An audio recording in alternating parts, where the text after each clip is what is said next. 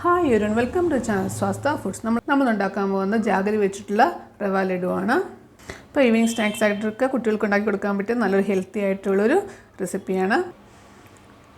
അപ്പോൾ അതെങ്ങനെ ഉണ്ടാക്കുന്നതെന്ന് നോക്കാം. ഇപ്പോൾ റവ ലഡു ഉണ്ടാക്കാൻ വേണ്ടി ഞാനിവിടെ 1 കപ്പ് റവ എടുത്ത് വെച്ചിട്ടുണ്ട്. പിന്നെ ഒരു 3/4 കപ്പ് തേങ്ങ ചിരവിയത്, പിന്നെ ഒരു 3/4 കപ്പ് ശർക്കര ചീകിയത്, പിന്നെ കുറച്ച് കാഷ്യൂ ബദാമും കിസ്മിസ് എടുത്തിട്ടുണ്ട്. ഇനി ഗ്യാസ് ഒരു പാൻ വെക്കുക. പാൻ ചൂടാക്കാൻ വേണ്ടി ഇതിലോട്ട് 2 ടേബിൾ സ്പൂൺ ഗീ ഒഴിച്ച് കൊടുക്കുക. ഇനി ഇതിലോട്ട് എടുത്ത് വെച്ചിരുന്ന കാഷ്യൂനട്ട് ഇട്ട് കൊടുക്കാം, ബദാം ഇട്ട് കൊടുക്കാം.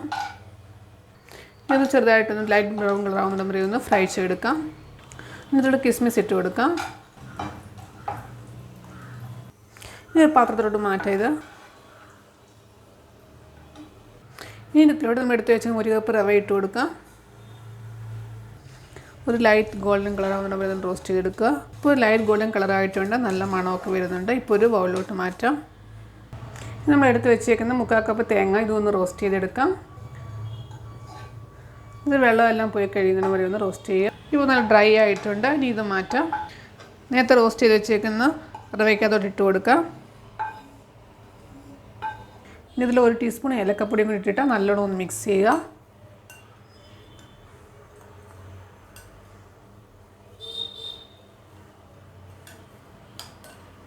ഇനി പാലോട് നമ്മൾ എടുത്ത് വെച്ചേക്കുന്ന 3/4 കപ്പ് ശർക്കര ചീവി ഇട്ട് കൊടുക്കാം. ഇനി ഇതൊരു 1/4 കപ്പ് വെള്ളം ഒഴിക്കുക.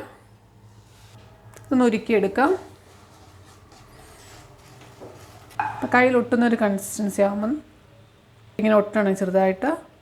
ഇത് നമ്മൾ എടുത്ത് വെച്ചേക്കുന്ന റവ ഇട്ട് കൊടുക്കാം. നല്ലോണം മിക്സ് ചെയ്യുക.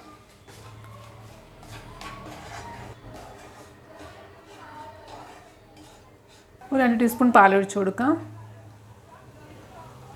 നല്ലോണം ഒന്ന് മിക്സ് ചെയ്യുക. ഗ്യാസ് ഓഫ് ചെയ്യാം. നമ്മൾ എടുത്ത് വെച്ചിരിക്കുന്ന കാഷ്യൂനട്ട് ഇട്ട് കൊടുക്കാം. നല്ലോണം മിക്സ് ചെയ്യുക. ഒരു 15 മിനിറ്റ് നേരം ഇങ്ങനെ അടച്ചു വെക്കാം. അതിനുശേഷം ചെറിയ ചൂടോട് കൂടിയിട്ട് ഉരുട്ടിയെടുക്കാം. ഇത് നമുക്ക് ചെറിയ ചെറിയ ഉരുളായിട്ട് എടുക്കാം.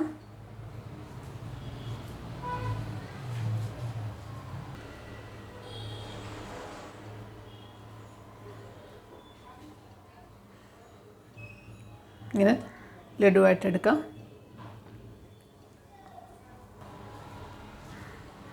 ഇങ്ങനെ എടുക്കാം.